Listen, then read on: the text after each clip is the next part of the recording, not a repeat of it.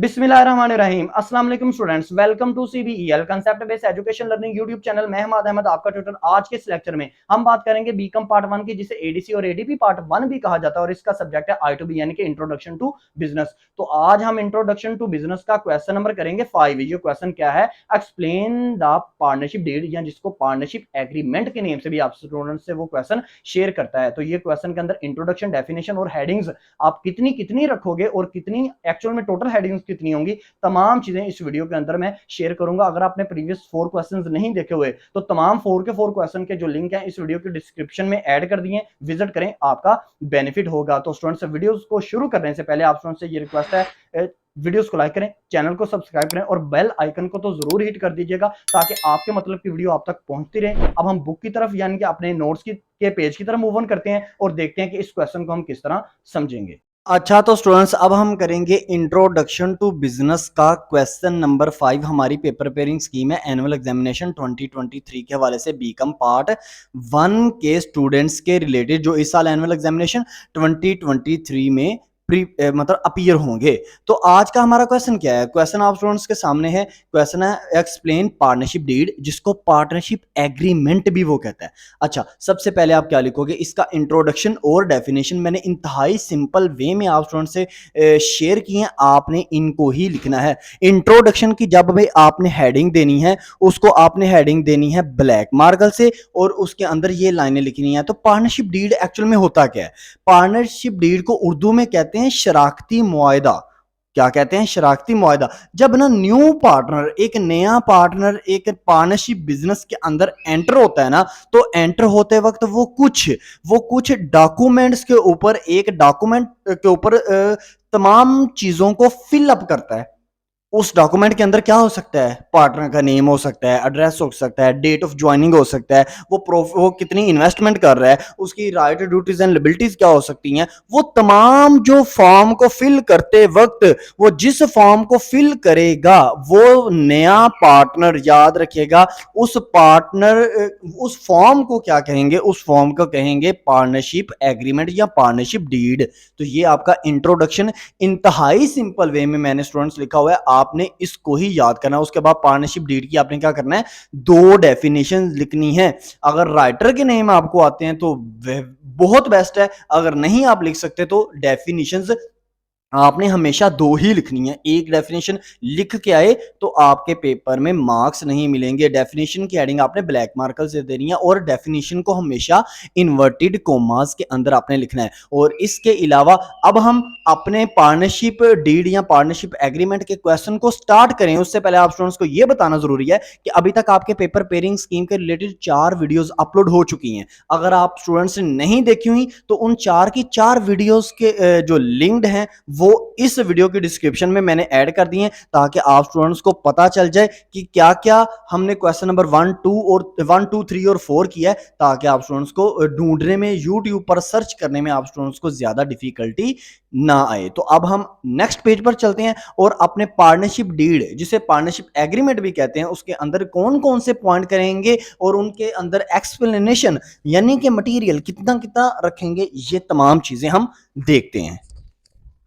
अब देखें, इस पेज के ऊपर हम मूव ऑन कर गए हैं। कंटेंट, आप ऐसे ही हेडिंग देंगे कंटेंट की ब्लैक मार्कर से, और इसके बाद सबसे पहला नंबर पॉइंट आप लिखेंगे वो क्या है? Name of firm. यानी कि जब भी एक new partner business, partnership business के अंदर एंटर होता है ना, तो वो अपने फर्म का, अपने कारोबार का नेम अंदर एंटर करता है, अपने कारोबार का नाम अंदर लिखेगा, क्योंकि कल को वो मुकर ना जाए कि भाई मैं तो इस बिजनेस का मैं तो पार्टनर ही नहीं। तो नेम फर्म का मतलब है कि नेम अपने कारोबार का, फर्म कहते हैं कंपनी को, फर्म कहते हैं अक्सर, मतलब बिजनेस को फर्म कहते हैं, बिजनेस का दूसरा नेम होता है फर्म। तो अपने बिजनेस का वो नाम लिखेगा, ठीक है ना। सेकंड नंबर, वो अपने शराकती मुआहदे यानी कि अपने वो एग्रीमेंट, उसके अंदर वो क्या चीज लिखेगा? वो लिखेगा नेचर ऑफ बिजनेस, कि हमारा बिजनेस किस किस्म का है। आया कि हमारा बिजनेस मैन्युफैक्चरिंग है, आया कि मैं एक डिस्ट्रीब्यूशन से रिलेटेड बिजनेस का पार्टनर हूं, आया क्या मैं रिटेलर बिजनेस का उसका पार्टनर हूं, ये चीज वो अंदर मेंशन करेगा। पॉइंट नंबर 3 आपके पास है, पॉइंट नंबर 3 है ड्यूरेशन, यानी कि वो कितने अरसे के लिए इस पार्टनरशिप बिजनेस में पार्टनर बनने के लिए आया है।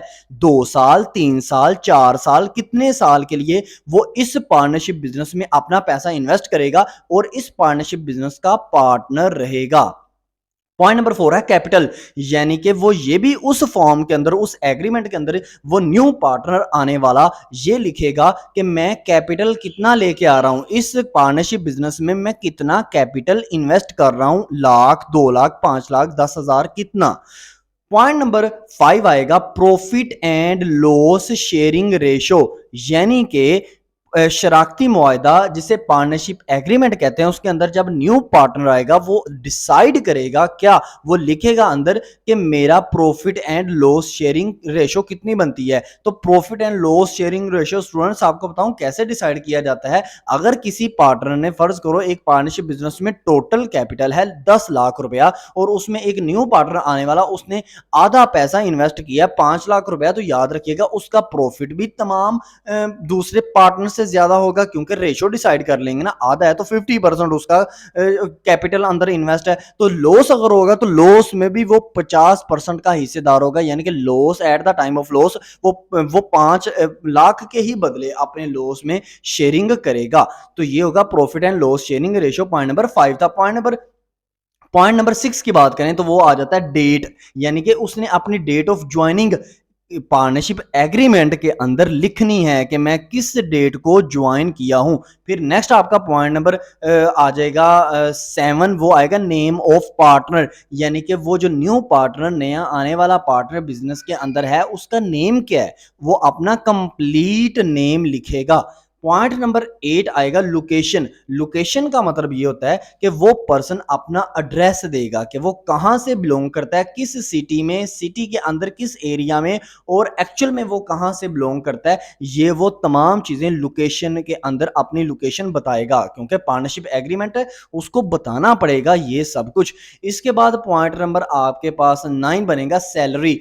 तो वो पार्टनर जो न्यू आने वाला पार्टनर है वो कितनी सैलरी लेगा, मंथली वो कितनी सैलरी लेगा, या सैलरी की जो भी रेशो है वो पार्टनर से मिलकर बैठकर डिसाइड करेगा, और फिर वो मतलब अंदर लिख देगा, फॉर्म के अंदर, एग्रीमेंट के अंदर लिख देगा कि मैं भाई आपसे इतनी सैलरी चार्ज करूंगा। तो ये थे 9 पॉइंट। अब नेक्स्ट पेज के ऊपर चलते हैं और रिमेनिंग अपने पॉइंट देखते हैं कि हम इस क्वेश्चन के अंदर रिमेनिंग कौन कौन से पॉइंट्स करेंगे। अब इस पेज के ऊपर हम आ गए हैं, तो पॉइंट नंबर अपना नेक्स्ट सुनिएगा क्या है। पॉइंट नंबर आपका 10 है राइट ड्यूटीज ऑफ पार्टनर, यानी कि एक न्यू आने वाला जो पार्टनर है वो एग्रीमेंट के अंदर ये लिखेगा कि मेरे क्या क्या राइट्स बनते हैं, मेरी क्या क्या ड्यूटीज हैं, उसको बताया जाएगा। आप लोगों की राइट्स ये हैं, आपकी ड्यूटीज ये हैं। तो ये था पॉइंट नंबर 10। पॉइंट नंबर 11 बनेगा आपका rights and duties of partner के बाद पॉइंट नंबर 11 आपका होगा वेज ऑफ डेसोल्यूशन, यानी कि अगर इस पार्टनरशिप बिजनेस को खत्म किया जाएगा तो उसका तरीकाकार क्या होगा। उसका तरीकाकार जो होगा उसको कहेंगे वेज ऑफ डेसोल्यूशन, यानी कि हम किस तरह इस कारोबार को खत्म करेंगे। ये न्यू पार्टनर को एग्रीमेंट के अंदर बाकी पार्टनर्स या पार्टनरशिप बिजनेस बताएगा। पॉइंट नंबर जो 12 होगा वो होगा विटनेसेस, यानी कि जब भी न्यू पार्टनर, एक नया पार्टनर पार्टनरशिप बिजनेस के अंदर एंटर होगा तो याद रखिएगा वो सबूत के लिए साथ गवाहान जरूर लाएगा। उसकी वजह क्या है कि कल को फर्ज करो वो ज्यादा पैसा इन्वेस्ट कर रहा है तो कल को बिजनेस के दूसरे पार्टनर्स मुकर सकते हैं उसका पैसा देकर, ठीक है ना। तो ये क्या होगा, पॉइंट नंबर आपके पास हो जाएगा 12। पॉइंट नंबर 13 आपके पास होगा लोन एंड इंटरेस्ट, यानी कि एक न्यू पार्टनर जब एक पार्टनरशिप बिजनेस में आएगा तो उसको ये बताया जाएगा आप इतनी हद तक लोन ले सकते हैं, कर्जा ले सकते हैं, या आप इतनी हद तक अपने इन्वेस्ट किए हुए कैपिटल पर इतना इंटरेस्ट हमसे ले सकते हैं। 2%, 5%, 3%, जितने भी परसेंट उस पार्टनरशिप एग्रीमेंट में डिसाइड किया जाएगा।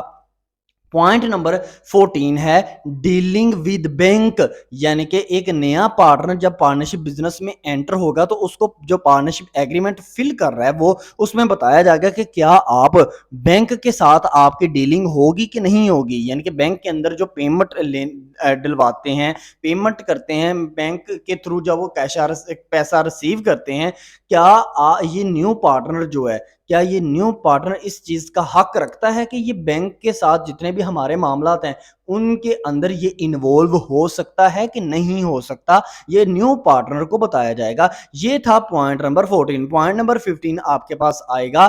पॉइंट नंबर 15 आपके पास आता है डिवीजन ऑफ वर्क, यानी कि इस बंदे को इसके काम की तकसीम बता दी जाएगी कि आपने अपने पार्टनरशिप बिजनेस में इतना काम करना है, ये न्यू पार्टनर को बताया जाएगा उसके पार्टनरशिप बिजनेस के अंदर। पॉइंट नंबर 16 आएगा ड्राइंग। ड्राइंग का मतलब होता है वो पैसा जो अपने जाती इस्तेमाल के लिए घर में लेकर जाया जा सके, तो न्यू पार्टनर को बताया जाएगा कि आप अगर अपने बिजनेस से कोई पैसा या कोई चीज, कोई गुड्स वगैरह अपने जाती इस्तेमाल के लिए लेके जाना चाहते हो घर में, तो आप इतनी हद तक पैसा या इतनी चीजें आप लेकर जा सकते हो। ये था पॉइंट नंबर 16। पॉइंट नंबर 17 है माइनर पार्टनर। अब ये पार्टनरशिप एग्रीमेंट में ये लिखा जाएगा कि क्या पार्टनरशिप बिजनेस के अंदर जो नया पार्टनर एंटर हो रहा है, क्या वो माइनर पार्टनर है या अडल्ट पार्टनर है, यानी कि क्या उसकी एज कहीं वो माइनर पार्टनर है तो नहीं, इसकी एज 18 साल से कम तो नहीं। हाँ, माइनर पार्टनर भी पार्टनर बन सकता है, लेकिन वो इसी पॉइंट का यही मकसद है कि वो बताना पड़ेगा ना पार्टनरशिप एग्रीमेंट में कि भाई न्यू पार्टनर तुम्हारी एज कितनी है, आया कि तुम माइनर तो नहीं।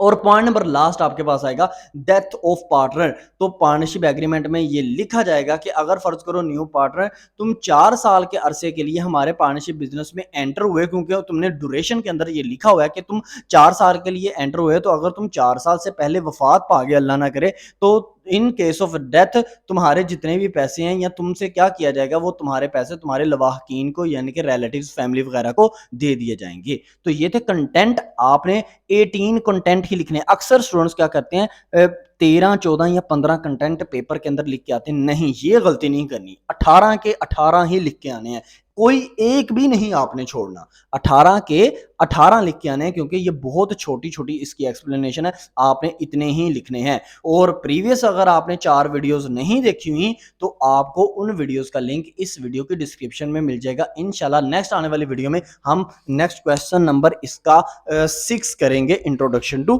बिजनेस का, और ये हमारी एनुअल एग्जामिनेशन 2023 के हवाले से पेपर पेयरिंग स्कीम चल रही है। स्टूडेंट्स, ये था question number 5, explain the partnership deal या पार्टनरशिप एग्रीमेंट। नेक्स्ट आने वाली वीडियो में हम क्वेश्चन नंबर 6 करेंगे R2B की paper pairing scheme annual examination 2023 के हवाले से। तो स्टूडेंट्स अपना ख्याल रखिएगा, अपने इस YouTube चैनल का भी। अल्लाह हाफिज।